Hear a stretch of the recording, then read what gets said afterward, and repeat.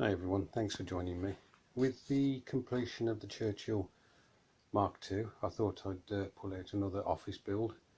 And these are builds, as I've mentioned before, where I take them to work and then during my lunchtime I'll construct them. It may take several lunchtimes, but at least it's something constructive to do whilst I'm having my lunch. So what we have here is Airfix 176 scale Churchill bridge layer.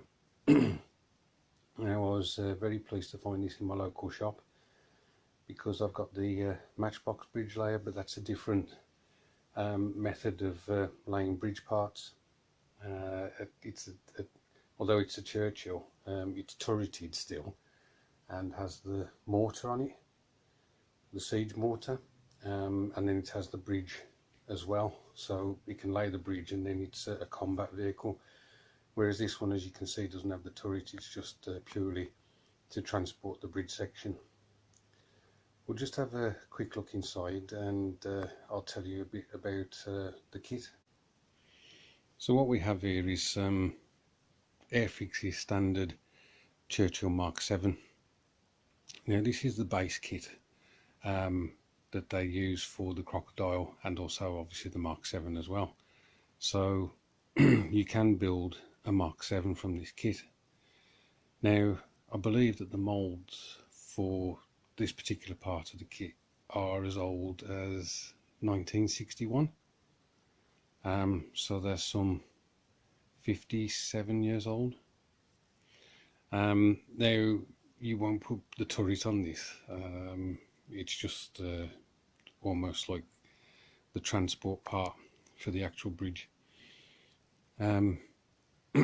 So you've seen these sprues before, as I say, because I've built the Mark VII and the Mark VII Crocodile. So let's have a look at the bridge sections.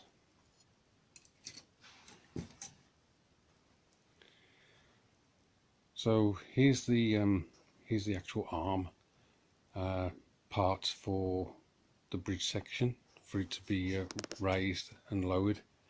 Now there's another part of that on this sprue as well, and then we've got the actual bridge sections themselves, which are there. I think it's just 4 parts for the actual bridge section. Now these sprues apparently were introduced in 2009, so they're only some 9 years old. And you can tell by some of the flash on the older parts that these were a newer addition to the kit. So this should be a straightforward build. The Airfix Churchills are okay, they're not too bad to put together. Bit of a faff with the road wheels being separate and then having to add those to the actual springs, unlike the Hasegawa kit that I built where the springs were all one piece. Yeah, the next section of this video will be this constructed. Oh, of course, what we've got as well is the rubber band tracks, and because you've got the track guards across the top of the tank, so that's the side of the tank, you don't have to worry too much about putting these together. You can just super glue them to the bottom section of the road wheels, bring them up around the idler sprocket and the drive sprocket, put them on, and then put both ends under the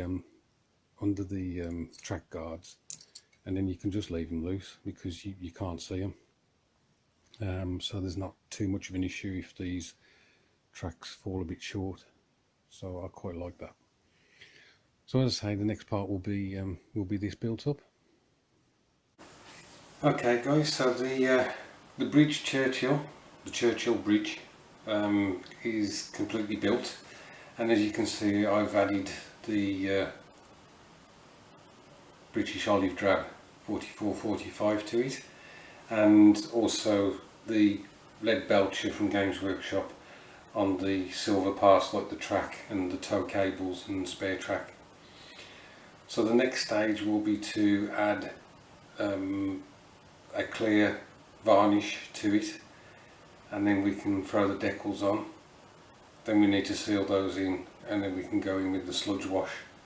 So not too many stages left, and another Churchill will be added to my collection. So I'll see you in a bit, hopefully with the completed build. Okay guys, so the final instalment on this build. This is, as you know, the Churchill bridge layer from Airfix, and I'll just show you the final result. So here it is, again finished in the MIG paint, British Olive Drab 4445.